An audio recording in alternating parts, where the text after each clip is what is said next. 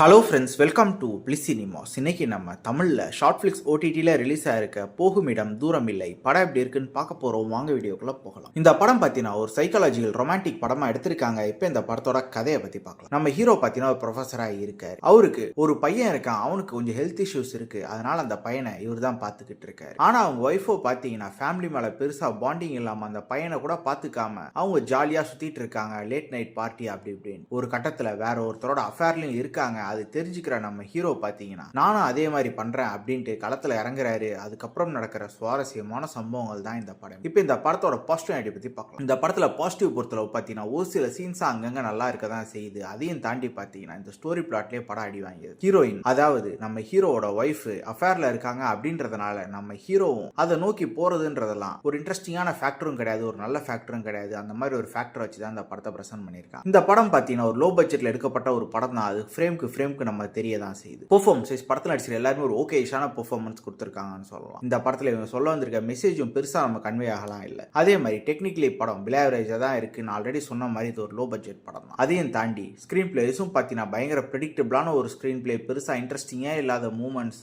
படம் ரொம்ப ஸ்லோவா போகுது. மொத்தத்தில் என்கிட்ட கேட்டீங்கன்னா இந்த படம் ஒரு பிலாவரேஜான படம் தான். வேணும்னா ட்ரை பண்ணி பாருங்க. இந்த படத்துக்கு நம்ம ரேட்டிங் கேட்டீங்கன்னா 10க்கு 4 மார்க் கொடுக்கலாம். படத்தில் அடல்ட் கண்டென்ட் இருக்குது. ஸோ ஃபேமிலியோட பார்க்கறத அவாய்ட் பண்ணிக்கோங்க. இன்னொரு வீடியோவில் சந்திக்கலாம். தேங்க்யூ.